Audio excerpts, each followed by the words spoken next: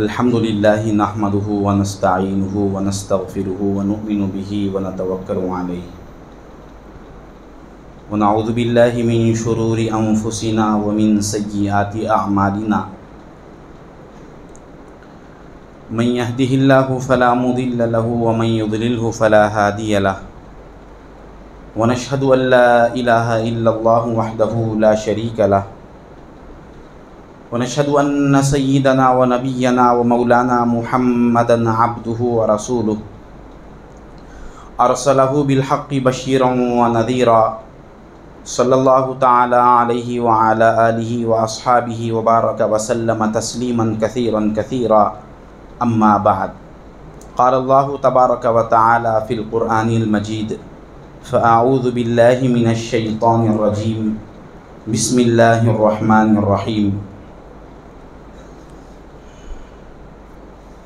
ان الذين قالوا ربنا الله ثم استقاموا تتنزل عليهم الملائكة الا تخافوا ولا تحزنوا وابشروا بالجنة التي كنتم توعدون نحن اولياؤكم في الحياة الدنيا وفي الآخرة ولكم فيها ما تشتهي انفسكم ولكم فيها ما تدعون نزلا من غفور رحيم صدق اللہ مولانا العظیم وصدق رسولہ النبی الامین الکریم ونحن على ذلك لمن الشاہدین والشاکرین والذاکرین والحمد للہ رب العالمین وقال اللہ تعالی فی شأن حبیبہ جلالا واکراما ان اللہ وملائکتہ یصلون علی النبی یا ایہا الذین آمنوا صلوا علیہ وسلموا تسلیما اللہم صل علی سیدنا ومولانا محمد النبی الامی وعلى آل سیدنا ومولانا محمد النبی الامی الذي قرنت البركة بذاته ومحياه وتعطرت العوالم بطيب ذكره ورياه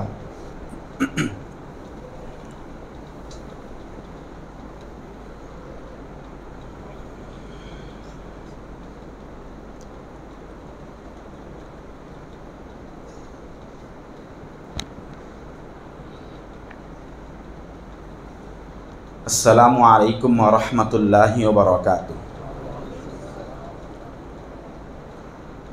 سیدی مرشدی ادام اللہ فیوضہم القدسیہ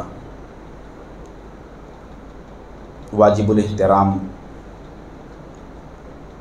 سجادہ نشین سلسلہ عالیہ یعقوبیہ مدد اللہ العالی، دیگر خلفاء کرام علماء عوام،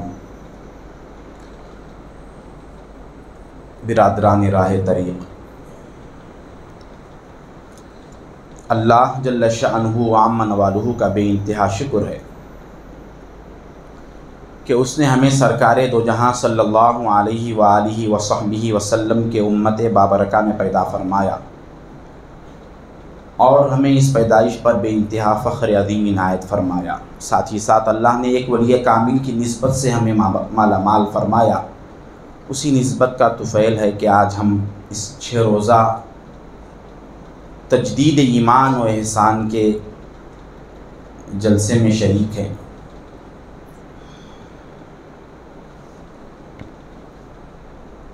محترم بزرگوں اور دوستو،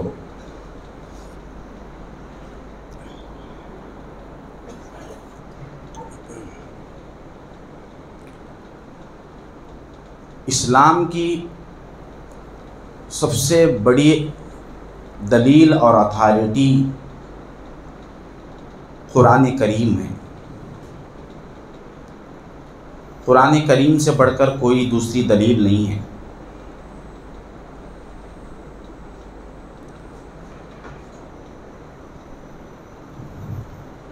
اللہ تبارک و تعالی قرآن کریم کو اتنا بڑا مقام اور بڑی دلیل قائم کیا ہے۔ یہاں سوچنے کی بات یہ ہے کہ قرآن کریم کا مقصد نزول کیا ہے۔ جس طرح سے ہر کتاب کا ایک عنوان ہوتا ہے، کسی ایک موضوع پر، کسی ایک سبجیکٹ پر کتاب لکھی جاتی ہے، تو قرآن کریم کا سبجیکٹ کیا ہے؟ قرآن کریم کا عنوان کیا ہے، کس عنوان کے تحت قرآن کریم کو اللہ نے اتارا، اس پر کل مفسرین نے بغیر کسی اختلاف کے، کسی بھی فرقے کے، مذہب کے کسی عالم نے بھی، کسی مفسر نے بھی اس کا اختلاف نہیں کیا، سارے ایک جا ہو کر اتفاق کے ساتھ کہا کہ قرآن کا مقصد نزول کلمہ طیبہ اور توحید ہے۔ اب اس کے تحت رسالت بھی ہے، پھر آخرت بھی ہے، سارے مسائل ہیں، لیکن قرآن کریم کو جس نقطے کو سمجھانے کے لیے نازل کیا گیا، جس بات کو سمجھانے کے لیے نازل کیا گیا، وہ صرف لا الہ الا اللہ ہے، وہ صرف توحید ہے۔ توحید کا لفظ تو بعد کو آیا ہے، عقائد کو سمجھانے کے لیے آیا۔ حضور کے زمانے میں توحید کا لفظ بھی نہیں تھا، صرف لا الہ الا اللہ ہی تھا، لا الہ الا اللہ ہی تھا، یہی ایک علم تھا، یہی ایک بات تھی۔ تو اب قرآن کریم کو ہم جہاں سے بھی پڑھیں گے، یہ بات اس لیے لائی جا رہی ہے کہ ہماری جو نشستیں ہیں یہ سارے قرآن کے آئینہ دار ہیں۔ اولیاء اللہ کے جتنے تعلیمات ہیں، ان کے جتنے احوال و سلوک ہے، وہ سارے قرآن سے جڑے ہوئے ہیں۔ ہم نے قرآن کریم کو جب کوئی اس میں واقعہ سنا تو ایک قصہ سمجھ کر سن لیا۔ ہم کوئی بات قرآن کریم میں دیکھتے ہیں تو اس کو ایک کسی قصے کے طور پر سنتے ہیں، کسی احکام کے طور پر سنتے ہیں، مگر ہر جگہ قرآن کریم کا مقصد ملحوظ ہے کہ وہ قرآن کریم جو نازل کیا گیا ہے وہ لا الہ الا اللہ کے لیے۔ اب قرآن کریم میں واقعات بہت زیادہ ہے۔ جب کفار کے سامنے واقعات بیان ہوتے تھے وہ کہتے تھے کہ ان ھذا الا اساطیر الاولین، ارے اس میں تو، اس کتاب میں ہے کیا سوائے قصوں کے، پچھلوں کے قصوں کے سوائے اس کتاب میں ہے کیا؟ مگر اللہ تبارک و تعالی کلمہ طیبہ کو الگ الگ انداز سے، الگ الگ ڈھنگ سے سمجھایا، مختلف انداز سے سمجھایا۔ ہر واقعے میں اللہ تبارک و تعالیٰ کا کوئی فعل ہے یا اپنے صفات کو بتا رہا ہے یا اپنے ذات کے کمالات دکھا رہا ہے۔ ہر واقعے کا مقصد وہی ہے۔ پورا قرآن گویا کہ ایک لفظ اگر سمجھنا ہے تو وہ لا الہ الا اللہ ہے، اس کے سوا دوسرا نہیں ہے۔ پورا قرآن اٹھا کر دیکھیں، جیسے حضرت سیدنا موسیٰ علیہ السلام کا واقعہ مشہور ہے۔ اب یہ ایمان کو کتنا قریب لا کر بیان کیا جا رہا ہے۔ کلمہ طیبہ جو ہم بارہا سن رہے ہیں، اس میں ہے کیا؟ کلمہ طیبہ میں ایک الہ کو سمجھنا ہے، ایک الہ کے بارے میں بات ہو رہی ہے۔ اس الہ کے 4 اعتبارات بتائے گئے ہیں، ان 4 اعتبارات کو ہی قرآن الگ الگ انداز سے بیان کر رہا ہے۔ ذات، صفات اور افعال، پھر آثار، انہی 4 چیزوں کو قرآن الگ الگ انداز سے بیان کر رہا ہے۔ ہر واقعے میں کہیں سے بھی قرآن کی کوئی ایک آیت اٹھائے، وہ ان 4 اعتبارات میں سے کسی ایک اعتبار میں فٹ ہوتی ہے، کسی ایک اعتبار میں۔ جیسے آثار کے بارے میں بات کریں گے، وہاں ہم بارہا سن رہے ہیں مالک اور مملوک کے بارے میں۔ یہ مالک کا مطلب کیا ہے؟ حاجت روا کے ہیں معنی۔ مالک جو اعتبار ہے الوہیت کا، وہ حاجت روا کے معنی میں ہے، اور اس کے مقابل میں مخلوق کے آثار کیا ہے؟ مخلوق اس میں محتاج ہے۔ اب اس میں اللہ تبارک و تعالیٰ کے مالک ہونے کے واسطے، حاجت روا ہونے کے واسطے اس کے بھی دلائل ہے کہ اللہ حاجت روا ہے تو کیسا ہے؟ حاجت روا اللہ بول رہے کیسا حاجت روا ہے؟ یہاں سے ہم باہر جائیں گے اب ان محافل کو ختم کر کے، اسی کے ساتھ ہماری جنگ ہے، اسی کے ساتھ ہماری جنگ ہے۔ صرف میں ڈٹ جاؤں گا اللہ ہی مالک ہے، صرف اس ڈٹنے سے شیطان سنتا نہیں۔ اس کے سامنے تحقیقی علم پیش کرنا ہوگا، تحقیق کے ساتھ علم پیش کرنا ہوگا۔ ہر چیز جب آئے گی، جب تک علم کے ساتھ تصفیہ نہیں کریں گے وہ بات نہیں کھلے گی۔ اللہ کے حاجت روا ہونے کی یا مالک ہونے کی دلیل کیا ہے؟ اس کی دلیل ہمارے سرکار دو عالم صلی اللہ علیہ وسلم نے جو صحابہ کرام کو سمجھایا ہے، انہی کلمات کو آسان کر کے ہمارے تعلیمات میں بتایا گیا۔ جس طرح سے فقہ حضور کے زمانے میں نہیں تھی، تفسیر کا علم حضور کے زمانے میں نہیں تھا، حدیث کا علم حضور کے زمانے میں نہیں تھا، لیکن بعد کے لوگوں کو آسان کرنے کے واسطے فقہ کے اصول بیان کیے گئے، تفسیر کے اصول بیان کیے گئے، حدیث کے اصول بیان کیے گئے۔ یہ فن بھی بدعت ہے، یہ فن لیکن بدعت حسنہ ہے، اس پہ تو اعتراض نہیں ہوتا۔ اب یہ جو ہمارے تعلیمات ہے اللہ والوں نے جو بیان کیے ہیں، اس کو اللہ والوں نے جو بیان کیا پیش کیا وہ بھی آسان کرنے کے واسطے۔ سرکار دو عالم صلی اللہ علیہ وسلم جس ماحول میں بھیجے گئے تھے وہاں کے لوگوں کا تقاضا تھا کہ وہ معبود کو سامنے رکھ کر عبادت کرتے تھے۔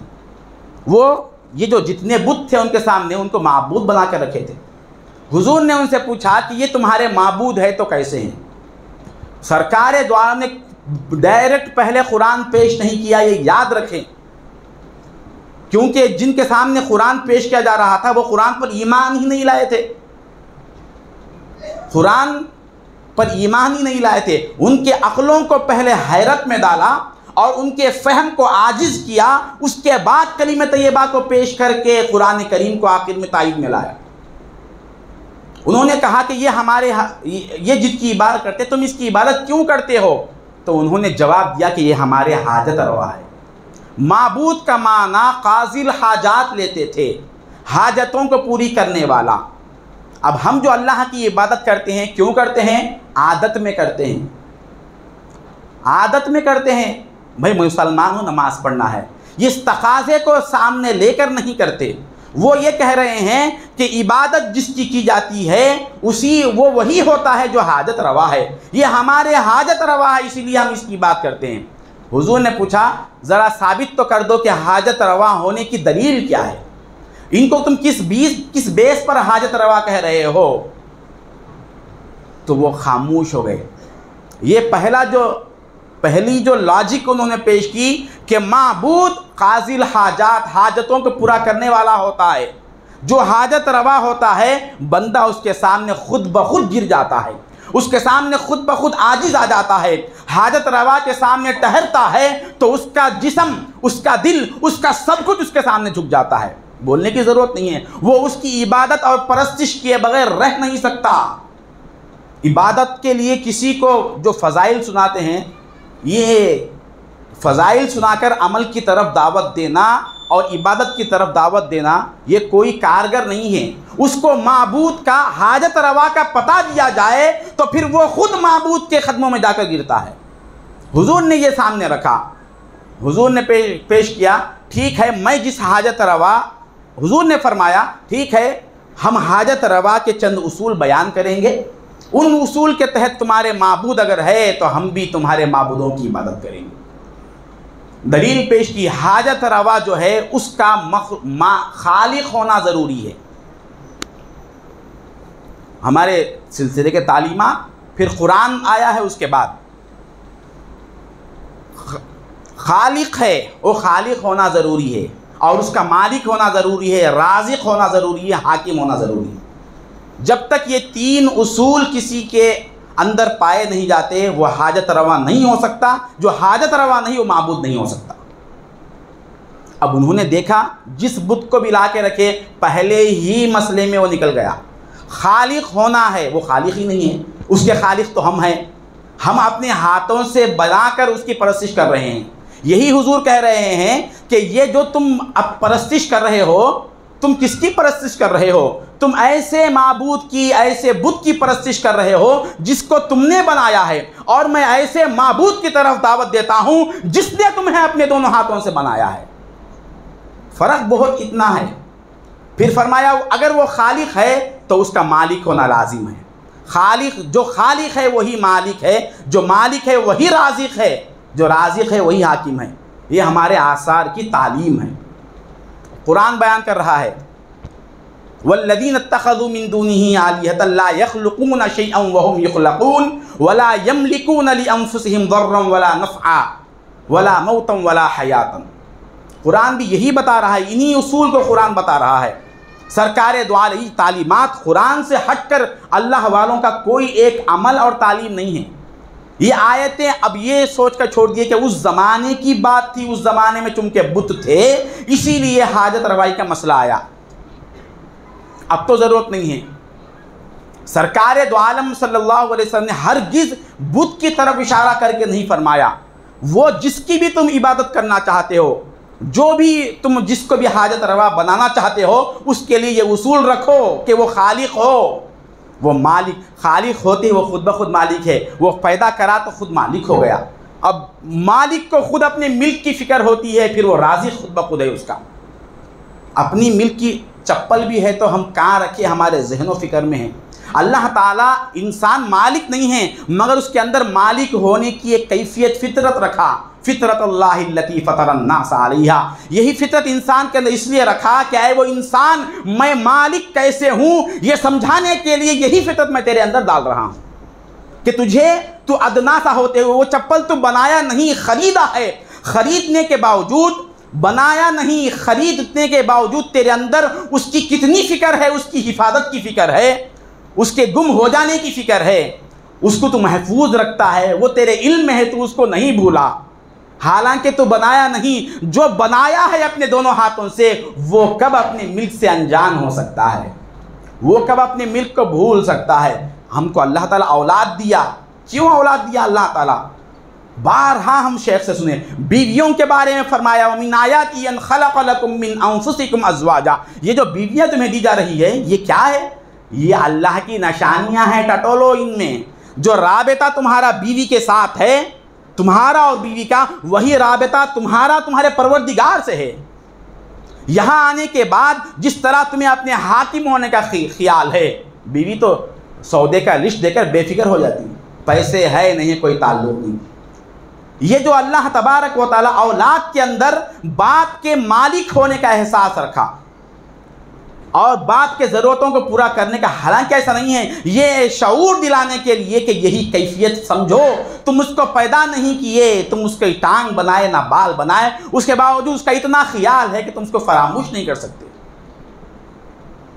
اب ہم یہاں سے نکلیں گے، جیسے ہی دکان کا مسئلہ آئے، پیسے کا مسئلہ، کوئی بھی شے آئے، ذکر میں بیٹھے ہو، کسی بھی حال میں ہو، جو بھی شے تقاضا کرے، یہ ایک بات کافی ہے ہمارے لیے، ہر شے بتا رہی ہے میں تیری ضرورت پورا کروں گا۔ اب اس کو اسی علم پر پرکھ کر دیکھ لے کہ اس کو بنایا کون ہے، اس کی ضرورت کون پورا کر سکے گا؟ کوئی اس کے سوا پورا نہیں کر سکے گا۔ ہمارا زام ہے صرف۔ ہارون رشید بادشاہ اپنے لشکر کے ساتھ جا رہا تھا، اس کا گزر ہوا، ایک درخت کے نیچے حضرت بہلول دانا بیٹھے ہوئے تھے، وہ اپنے کام میں، اپنے دیوانگی میں مست تھے۔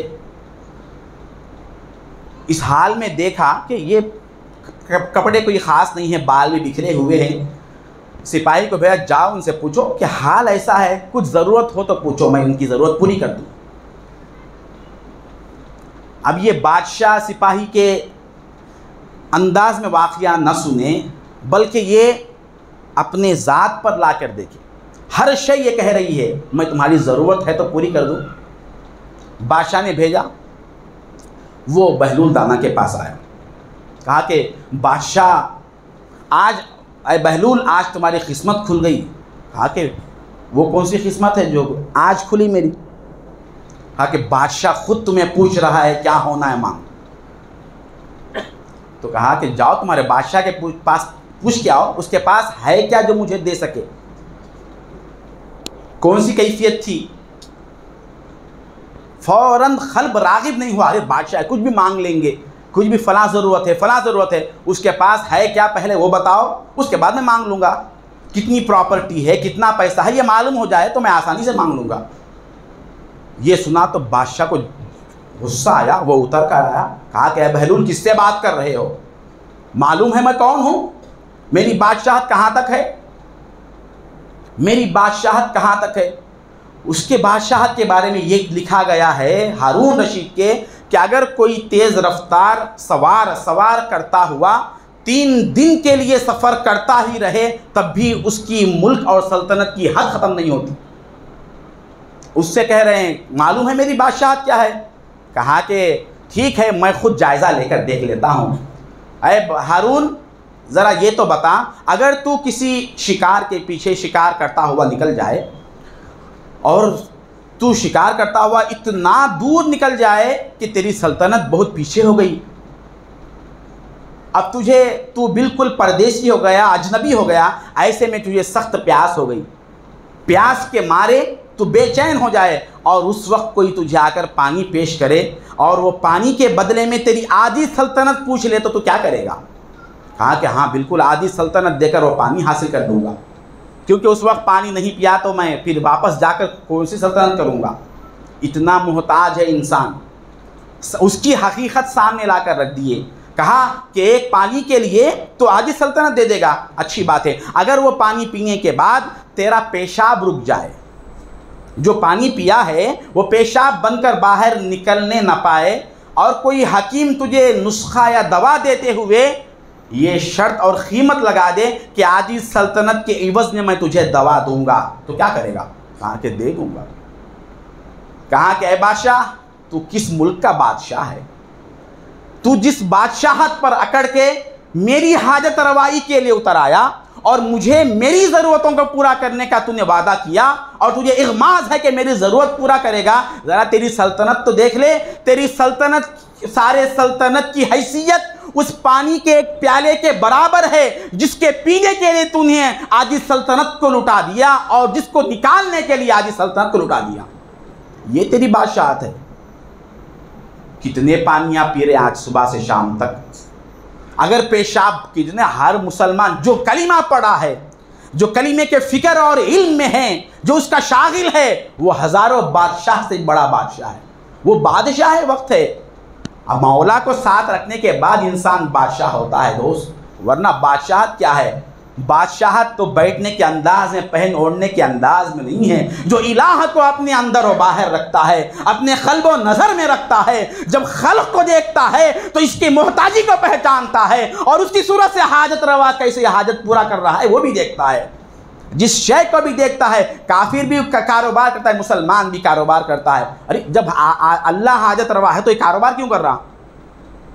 حضرت قبلہ نے جو بتایا تھا، جب نوکری سے استعفیٰ لینے کے لیے گئے تھے، کہا کہ نوکری سے استعفیٰ دے کیسے جیو گے؟ کیسے جیو گے؟ کہا کہ میرا مذہب ایسا ہے، کام کرنے کی ضرورت نہیں ہے۔ کہا کہ پھر اتنے دن کیوں کام کریں؟ تم سارے روتے حسد کرتے بول کے ہم کام کر رہے تھے۔ ارے ان کو تو بٹھا کر کھلا رہا ہے۔ ایمان والا جو قائل لا الہ الا اللہ جو کیوں کاروبار پہ جاتا ہے؟ یہ سن کر بعض بھائیاں یہ بھی ہے، بھئی اللہ پالتا، گھر میں بیٹھے ہوئے ہیں، اللہ پالتا، میں اگر دکان کھولا تو نعوذ باللہ میں الہ بن جاؤں گا، میں رب بن جاؤں، اس لیے گھر میں بیٹھے ہوئے ہیں۔ اچھا یہی سمجھ کر نوالا ہی مت اٹھائیے، جب کھانا سامنے آ گیا ہاتھ بن کے بیٹھ جائے۔ اللہ کی الوہیت کو سمجھا ہی نہیں ہم نے۔ ایمان والا جو ہوتا ہے، شاغل لا الہ الا اللہ جو ہوتا ہے، وہ کاروبار میں جب بیٹھتا ہے تو وہ اس لیے نہیں بیٹھتا کہ آج میں کیا کماؤں گا، آج کیسا کماؤں، کیسا پیسہ جمع کروں، وہ یہ دیکھتا ہے کہ آج حاجت روا کس صورت میں آ کر میری حاجت روائی کرتا ہے، کس کی صورت میں وہ آ کر میری حاجت روائی کرتا ہے، وہ مولا کے تماشوں کو دیکھتا ہے۔ وہ کافر ہے، وہ لا الہ الا اللہ سے انجان لوگ ہیں جو شے کو تلاش کرتے ہیں۔ جب بھی اس کے سامنے، موحد کے سامنے کوئی شے آ جاتی ہے تو وہ دیکھتا ہے، اے مولا آپ اس صورت میں آئے آج ہمارے پاس، اس صورت میں آ کر میری حاجت روائی کر رہے ہیں۔ یہ لا الہ الا اللہ پڑھنے والی کیفیت ہے، کیونکہ وہ جب وہ شے آ گئی تو دیکھو کہ یہ مجبور ہے یا یہ محتاج ہے یا حاجت روا ہے۔ دیکھیے حقیقت کو تبدل نہیں، حقیقت کبھی بدلتی نہیں، حاجت روا کبھی محتاج نہیں، محتاج کبھی حاجت روا نہیں۔ ارے یہ حقیقت تو دور کی بات، ہمارا بیٹا ہمارا باپ نہیں ہو سکتا، ہم اس کے بیٹے نہیں ہو سکتے، کبھی باپ کی حقیقت بیٹے کے اندر نہیں جا سکتی، بیٹے کی حقیقت باپ کی، یہ اور بات ہے، وہ کسی اور کا باپ ہو سکتا۔ یہ محتاج ہے ازلی، کیونکہ یہ مخلوق ہے، اب یہ خالق نہیں ہو سکتا۔ جیسے ہی نظر پڑ گئی اولاد پر، اولاد کے مسئلوں سے کتنے پریشان ہیں لوگ، شادیاں نہیں ہو رہے۔ ہمارے شیخ کیا وظیفہ بتائے؟ کوئی تعویذ نہیں، اس کو کون پیدا کیا؟ تو کیوں فکر کر رہا ہے؟ تو صرف یہ کام کر تہجد میں اٹھ، شیخ کے الفاظ میں عرض کر رہا ہوں، مصلی بچھا، سر سجدے میں رکھ، اے اللہ اس کو بنایا کون ہے؟ میں تو نہیں مانگا تھا، تو اس کو دیا ہے، اس کو شادی کون کرنا؟ تو نے وعدہ کیا ہے، اس تیرے محبوب نے فرمایا ہے کہ اس کے پیدا ہونے سے 50,000 سال پہلے اس کی تقدیر لکھی جا چکی ہے۔ کہاں ہے اس کی تقدیر کا جوڑا؟ یہاں یا تو انتظام کر دے یا اس کو اٹھا لے۔ کب تک میں اس کی حفاظت کروں؟ میں حفاظت کے لیے بیٹھا ہوا ہوں، خالی ہم نگران ہیں۔ اللہ تبارک و تعالی ہمارے بیوی بچوں کا رزق ہمارے ہاتھ میں دے جاؤ تم، تاکہ تمہاری حاکمیت بھی برقرار رہے، تم اپنے اغماض میں ناز میں بھی رہو، لہٰذا میں دے رہا ہوں، لے لو۔ سرکار دو عالم ارشاد فرماتے ہیں جب کسی کے گھر لڑکی پیدا ہوتی ہے تو اللہ تعالیٰ اس کے رزق کا دروازہ اس کے باپ کے گھر پہ کھولتا ہے۔ جب وہی لڑکی سسرال میں جاتی ہے تو پھر اس کے رزق کا دروازہ اس کے شوہر کے پاس کھول دیتا ہے۔ رزق کا دروازہ وہاں بھی اللہ کی طرف سے، یہاں بھی اللہ کی طرف سے، ہم نام کو ہیں بس، اور کچھ نہیں ہے۔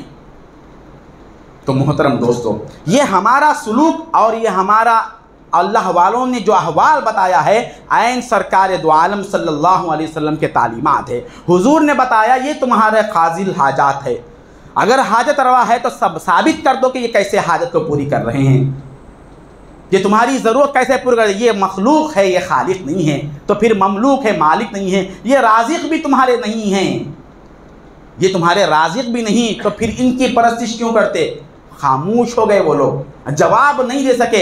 آؤ میں ایک ایسے پروردگار کے سامنے تمہیں پیش کرتا ہوں جس نے تمہیں پیدا کیا اور تمہارے ہر ضرورت سے آگاہ ہے، ہر ضرورت سے واقف ہے، وہ تمہیں ہر ضرورت سے اس کو معلوم ہے۔ کیسے معلوم ہے؟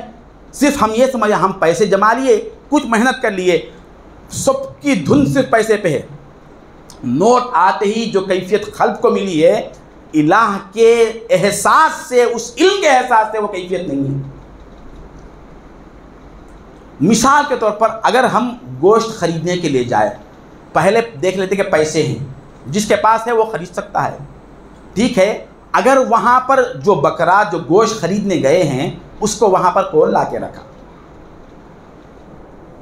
میرا خیال اگر آج ہوا گوشت خریدنے کا تو بکرا تو ابھی سے پیدا ہو کر اتنا بڑا نہیں ہوگا نا، اس کو 1 سال پہلے، 8 مہینے پہلے کم از کم اس کو پیدا ہو کر ہونا چاہیے۔ کیا ہے حاجت روا کا؟ حاجت روا کے حاجت روائی کے انداز کیا بتا رہا ہے اللہ تعالیٰ؟ مجھے 1 سال کے بعد جو خیال آنے والا ہے، جو حاجت پیش آنے والی ہے کہ میں فلاں دن گوشت کھاؤں، اس کا پتہ 1 سال پہلے حاجت روا کو معلوم ہو چکا، اس سے پہلے اس کا انتظام کر کے بازار میں پہنچا دیا۔ اب یہ پیسے رکھ کے میں یہ پیسوں کی وجہ سے خریدا، نہیں تو میں کیا کھاتا تھا، اس میں یہ کیفیت ہے۔ اگر وہ اس کو پیدا نہ کرتا، وہاں انتظام نہ کرتا، فرشتوں کو بھیج دیتا ہے، ارے حاجت روا کے لیے فرشتوں کی ضرورت کیا ہے؟ وہ خود حاضر ہوتا ہے، وہ خود وہاں حاضر ہو جاتا ہے، میرے بندے کو اس کی ضرورت ہے۔ حاجت، ہم اتنے محتاج ہیں کہ ہماری حاجت کیا ہے ہم کو نہیں معلوم، اتنے محتاج ہے، اور حاجت روا ایسا ہے کہ اس کی حاجت سے پہلے اس کو معلوم ہے، اس لیے فرمایا اطعمہم من جوع، بھوک میں کھانا کھلاتا ہوں۔ ارے کیا تماشا ہے، وہ بھوک کیوں دیا بھائی؟ بھوک کیوں دیا؟ اس کو کھلانے کا ہی شوق ہے، کوئی شوق نہیں ہے اس کو۔ شوق اس کے پاس عبادت کے لیے پہلے سے مخلوق ہے، وہ یہی چاہتا ہے کہ ایک محتاج ہو، اس کے اندر حاجتیں اتنے مستقل حاجتیں ہو کہ کوئی وقت اس کو حاجت کے خلاف نہ ہو، وہ ہمیشہ میری طرف رجوع رہے۔ بس کوئی ہو جو مجھے حاجت روا کہہ کر پکارے، ساری کائنات کہہ رہی ہے، مگر ایک بندہ جب لا الہ الا اللہ کہتا ہے تو اس کا مزہ ایک اور ہے، اس میں اللہ کا شوق اور ہے، وہ اس بندے میں تلاش کرتا ہے۔ تو کبھی یہ نہیں سمجھنا کبھی کوئی ضرورت، اب اس سے معلوم ہو کہ اللہ حاجت روا ہے، کبھی کوئی ضرورت پوری نہیں ہوتی ہماری، یہ بھی ہے۔ تو اللہ حاجت روا ہے، ضرورت پوری نہیں ہونا۔ شیخ نے یہاں ایک بات بتائی، ایک ہمارے بھائی نے سوال کیا تھا کہ حضرت اللہ حاجت روا ہے، آپ نے بتایا یہ ضرورت میری پوری نہیں ہوئی۔ حضرت نے جواب دیا یہ تمہاری حاجت نہیں ہے، تمہاری خواہش ہے، یہ تمہاری حاجت نہیں ہے، خواہش ہے، اور اللہ حاجت روا ہے، خواہش روا نہیں ہے۔ حاجت کو پوری کرنے والا ہے، خواہش کو ہرگز پوری کرنے والا نہیں۔ اسی لیے جو بھی قرضوں کی شکایت لے کر آتے ہیں پہلے اس کو توبہ میں لگاتے کہ تو خواہش کے طرف کیوں گیا، خواہش کہ ارے وہ تو سرکار دو عالم صلی اللہ علیہ وسلم کا حال یہ تھا، 2 3 دن فاقے ہوتے تھے، پیٹ پر پتھر بھی ہوتے تھے، مگر زبان میں لا الہ الا اللہ کہتے ہوئے کوئی کیفیت میں کمی نہیں ہوتی تھی۔ جب کون رب تھا ان کا؟ رب کون تھا؟ صرف یہ ایک پیٹ کے حد تک ہم بچے ہوئے ہیں، یہ ایک پیٹ کے مسئلے میں ہی ہم حاجت روائی کو دیکھ رہے ہیں۔ اتنی تنخواہ ہے تو میرا ہاتھ گزارا کیسا ہوگا، یہ کہنا خود یہ لا الہ الا اللہ پڑھنے کے خلاف ہے اس کے۔ یہ کمائی میں کیسا رہوں گا؟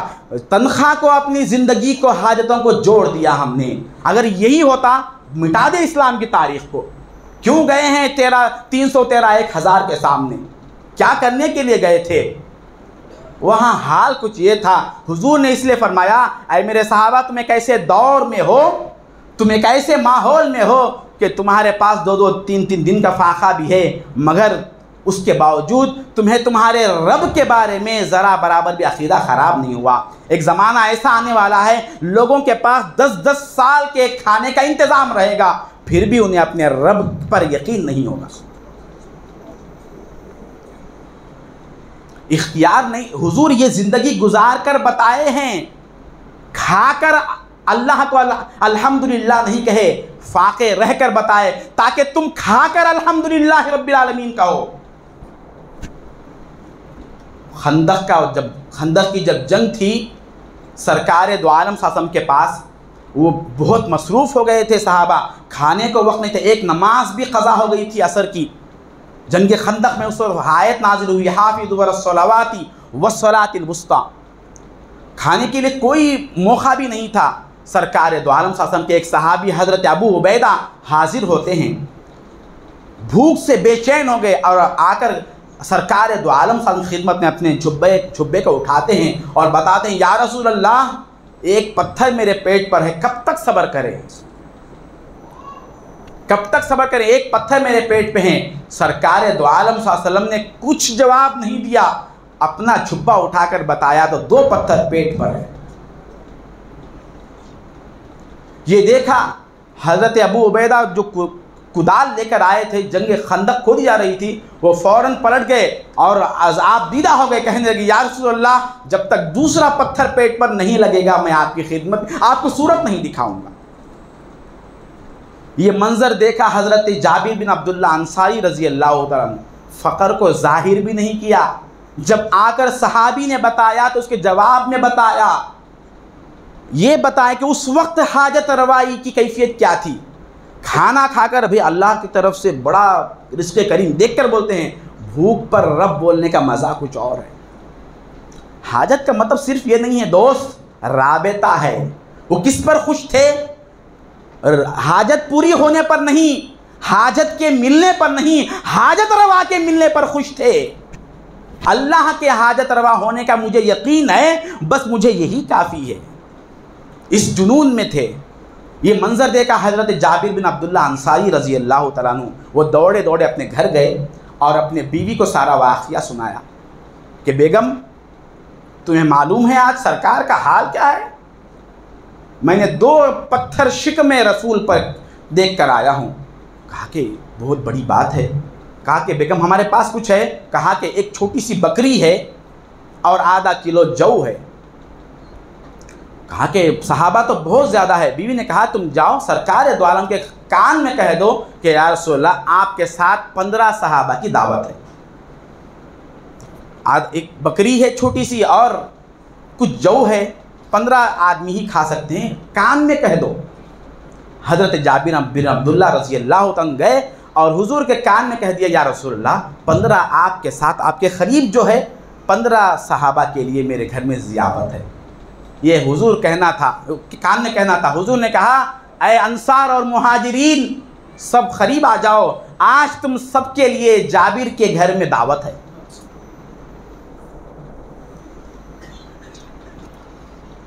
اب تک کیوں نہیں ہوئی دعوت؟ وہ کچھ کیفیت اور تھی، کچھ سبق اور دینا تھا۔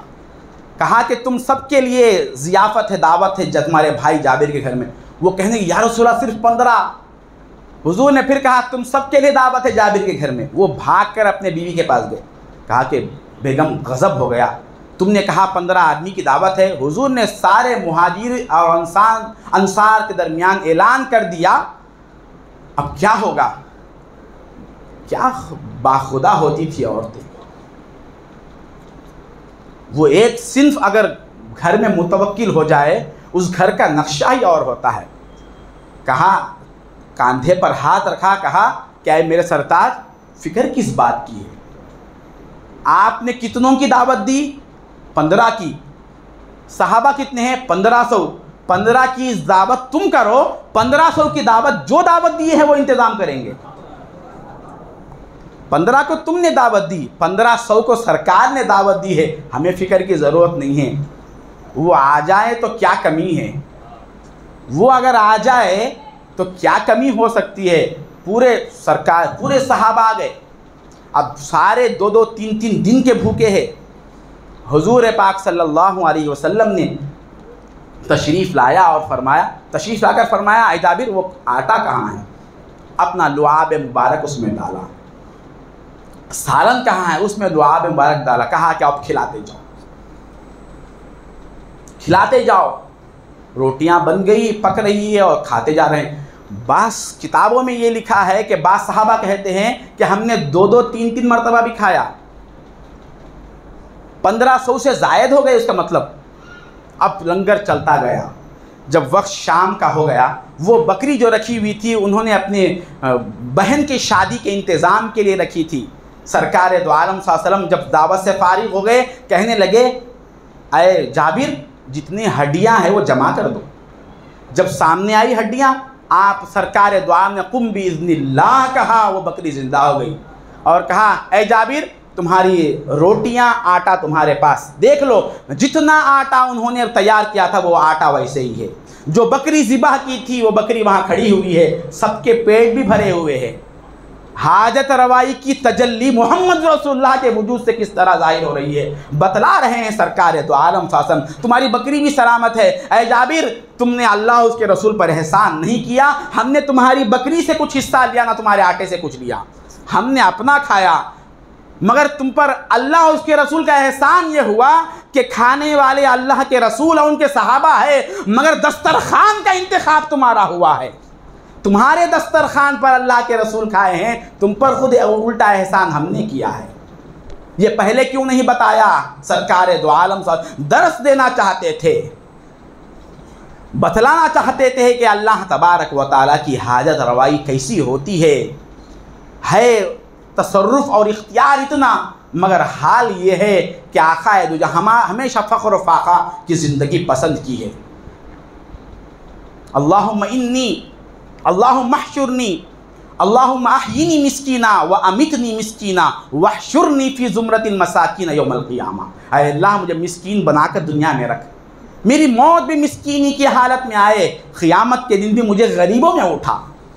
کتنا ناز دے دیا سرکار نے. حضور کی ذات ہی ایسی ہے، ہمیشہ وہ کمزوروں کو تلاش کرتے ہیں، ان کو ہمیشہ فقیر پسند آتے ہیں. اسی لیے انسان کا انتخاب ہوا. دوست ذرا سوچے تو صحیح، پوری مخلوق میں انسان سے بیکار مخلوق اصل میں کوئی اور نہیں ہے. خلق الانسان ضعیفا، کمزور ہے، بہت کمزور ہے.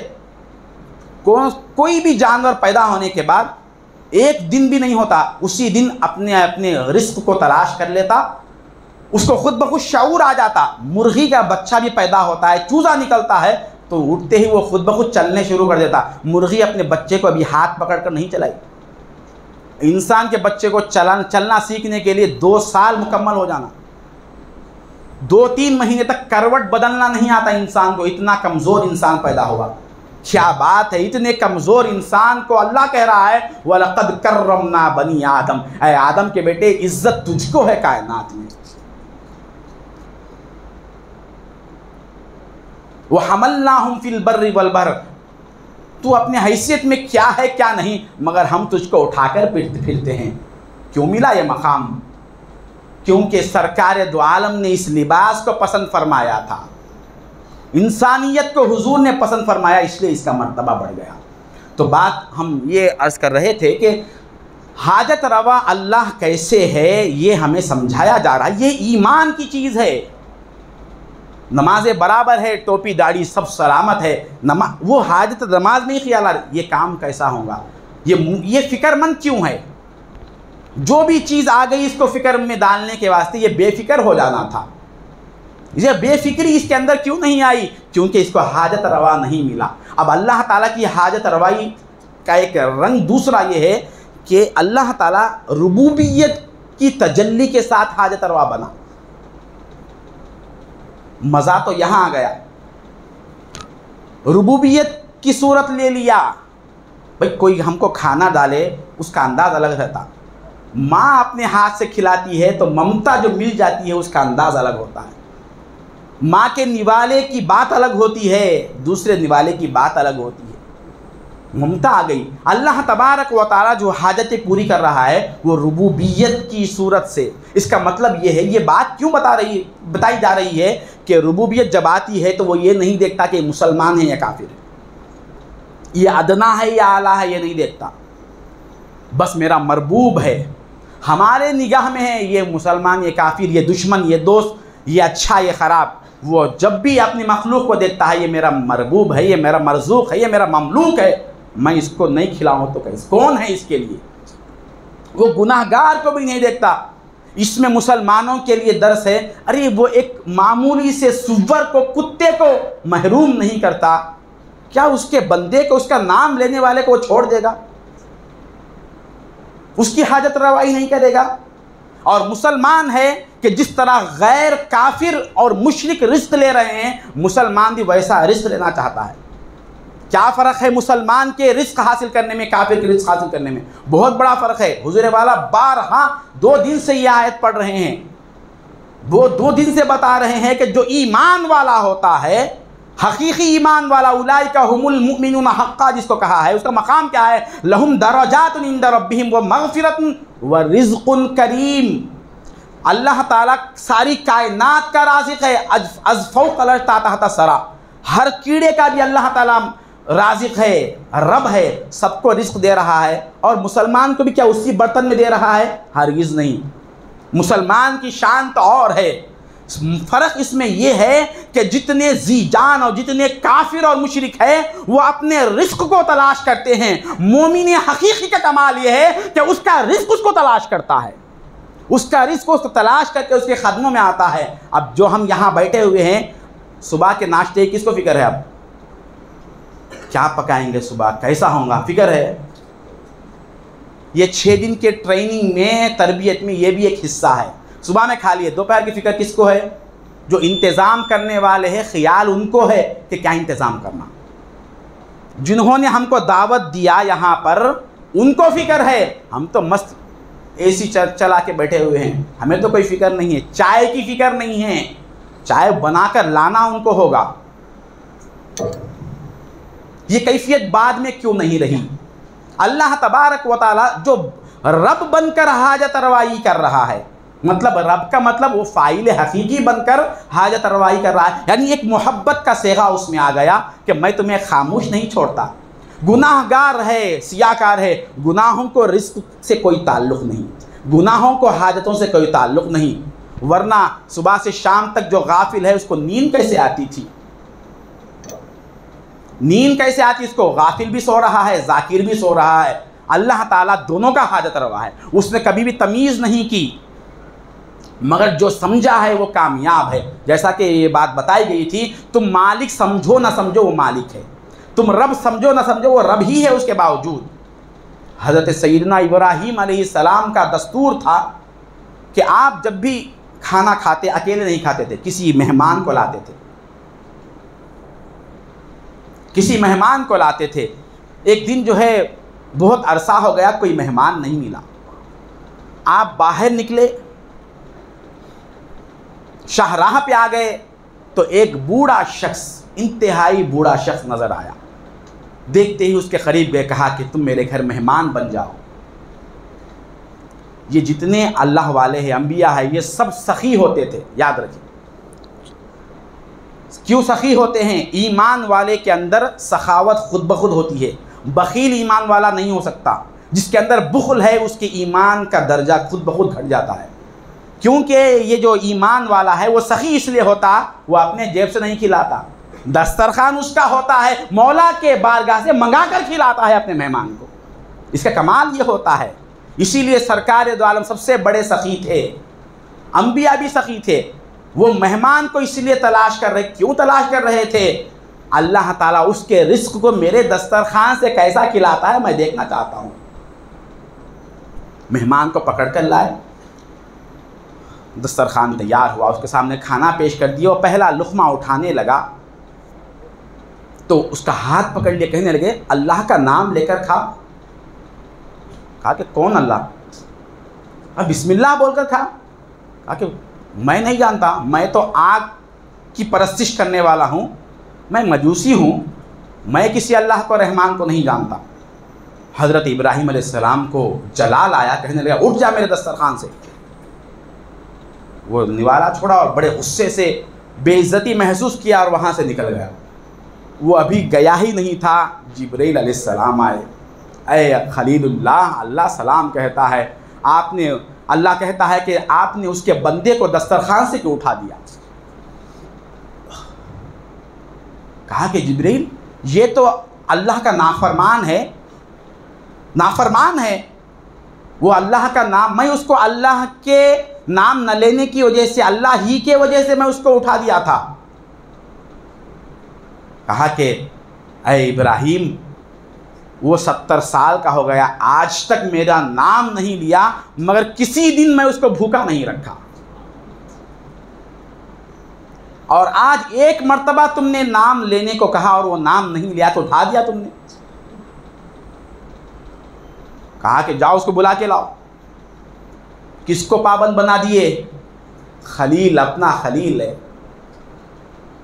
کہا کہ جاؤ، کس کے پیچھے لگا دیے؟ مجوسی کا۔ ایسا کھلاتے مولا، مجوسیوں کو ایسا کھلاتے، اس کے بندے کو کیسا کھلاتے ہو؟ جاؤ اس کو بلا کے لاؤ۔ موسیٰ پھر ابراہیم علیہ السلام گئے، اس کا ہاتھ پکڑنے لگے، کہا کہ تم نے مہمان کی بے عزتی کی، میں ہرگز نہیں آؤں گا۔ ابراہیم علیہ السلام نے کہا مجھے معاف کر دو، آ جاؤ میرے دسترخوان پہ۔ کہا کہ نام نہیں لوں گا، شرط منظور ہے تو آؤں گا ورنہ نہیں۔ کہا کہ نام مت لے بابا، کھا لے اسی۔ لے کے آئے، دسترخوان پہ بٹھایا۔ وہ جب نوالا وہی جو گرا ہوا تھا اٹھا کر منہ کے قریب لے کر گیا تو اب وہ رک گیا۔ مجوسی کہنے لگا تھوڑی دیر پہلے تم نے مجھے اتنی زبردستی کی کہ اللہ کے نام کے بغیر کھانے نہیں دیا، پھر اچانک تمہیں کیا ہو گیا؟ فوراً پھر میری منت سماجت کیے اور مجھے لے کر دسترخوان پہ، کیا ہوا؟ تو ابراہیم علیہ السلام نے کہا میں اللہ کا نبی ہوں، اللہ تبارک و تعالیٰ نے مجھ پر ناراضگی کا اظہار کیا، تمہیں میں اٹھا دیا یہاں سے۔ تو اس نے کہا کہ ابراہیم یہ 70 سال سے میرا نام نہیں لیا، کبھی بھوکا نہیں رکھا۔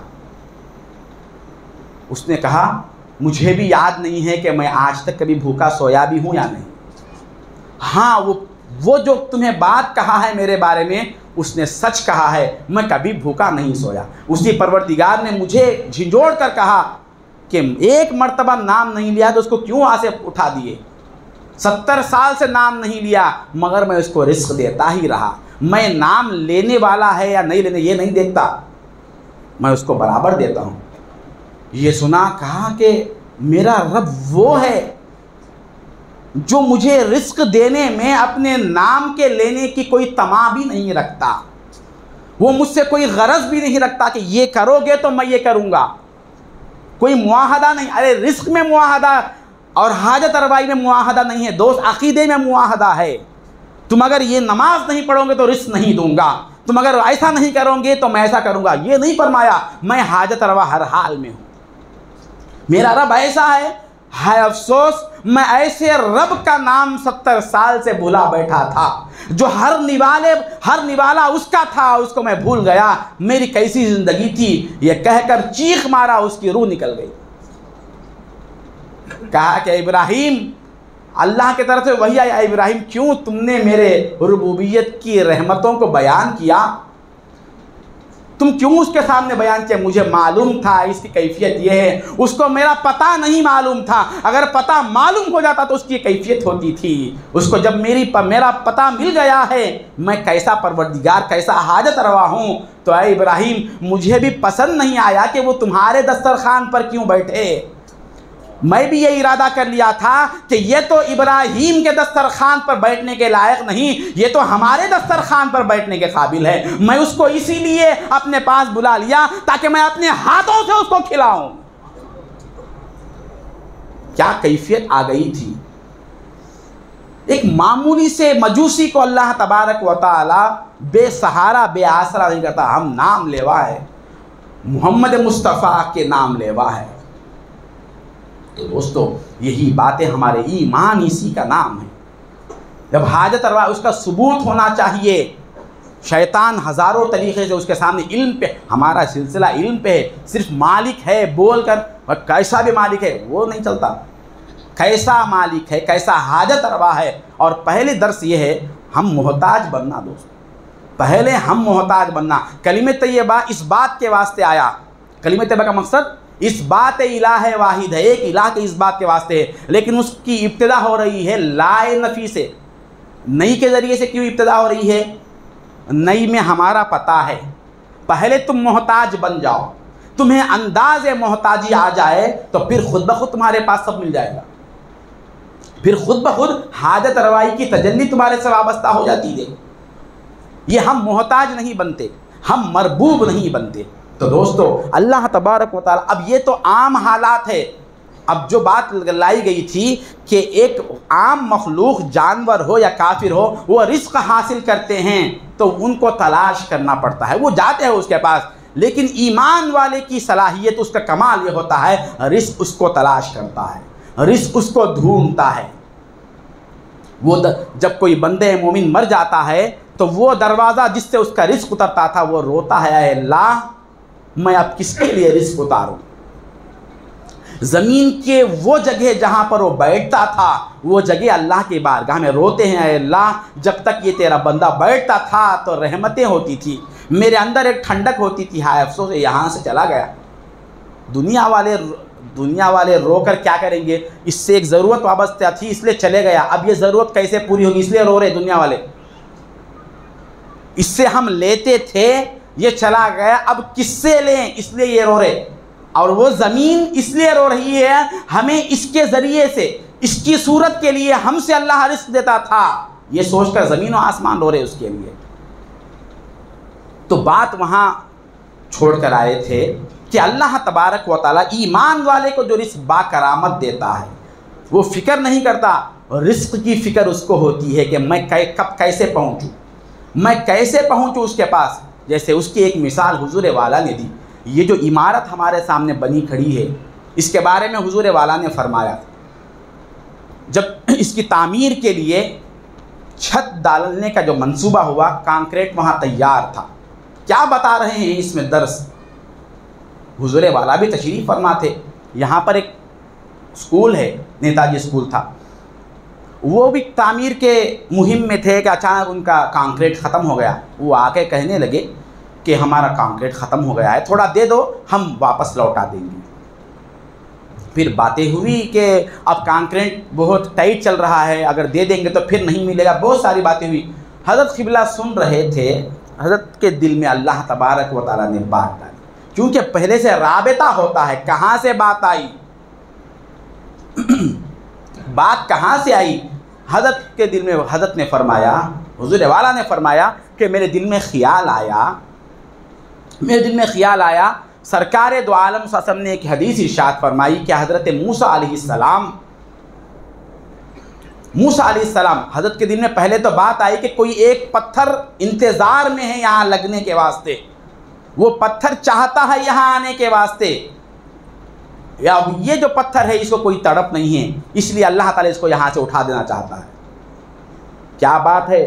جس کو اس در کی اہمیت نہیں ہے وہ پتھر بھی ہو تو محروم کر دیا جاتا ہے، اور جس کو یہاں کی اہمیت ہے، جہاں لگنا چاہتا ہے، وہ کتنے ہی فاصلے پر کیوں نہ ہو، وہ یہاں پر خود بخود لایا جاتا ہے۔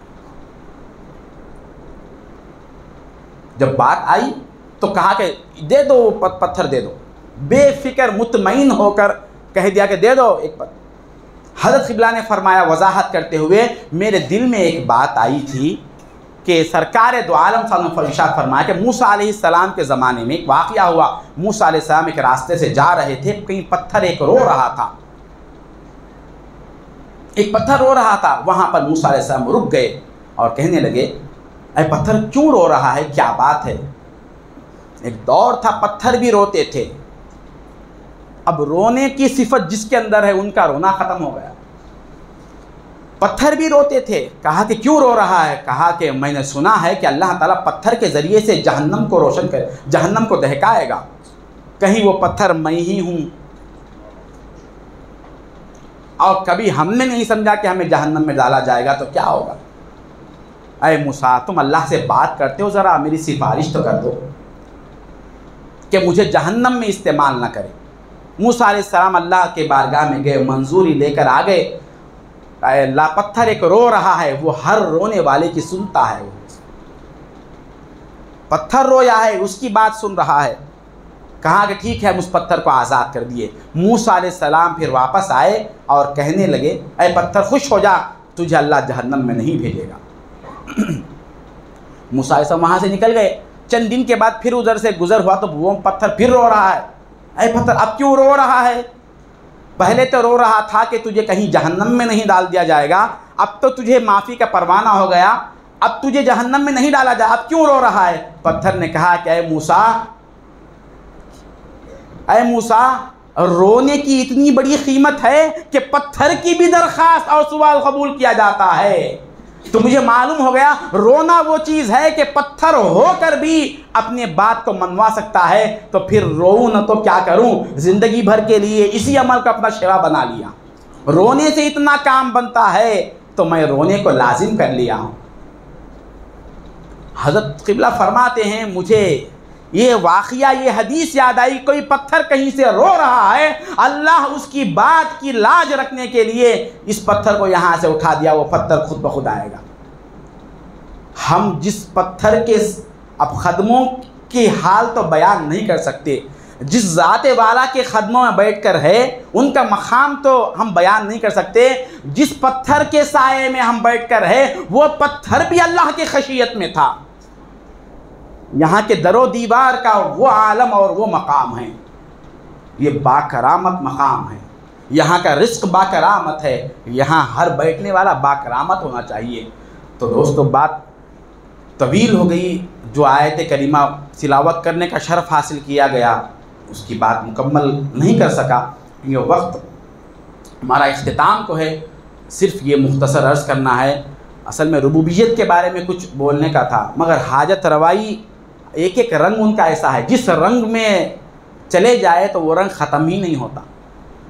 اللہ والوں کے احوال ہوئے، ذرا ہم اللہ کے حاجت روا ہونے کے اعتبار سے رزق لیں، اس میں مزہ ہے۔ کھانا تو کوئی بھی کھاتا ہے دوست، کوئی بھی کھاتا ہے، جانور بھی کھاتا ہے، مسلمان کھاتا ہے، اس کی کیفیت الگ ہے۔ ہمیں بتایا گیا یہ ہاتھ میں قوت کس کی ہے، یہ کیفیت سے جب ہاتھ اٹھاتے ہیں، نوالا اٹھاتے ہیں، اس کی کیفیت کیا ہوتی ہے۔ وہ نوالا جب اندر جاتا ہے تو غافل ہونے نہیں دیتا ہم کو، وہ نوالا اندر جاتا ہے تو غافل ہونے، وہ قدم یا کون سا بھی کام ہو، پہلے یہ ہے کہ یہ میں مجبور ہوں، مجبور کے اندر صلاحیت کیسے آ گئی، مجبور کے اندر اب یہ جو رب کا لفظ آیا ہے، یہ ربوبیت ہمارے تعلیمات کے لحاظ سے افعال کے تحت بات ہوتی ہے۔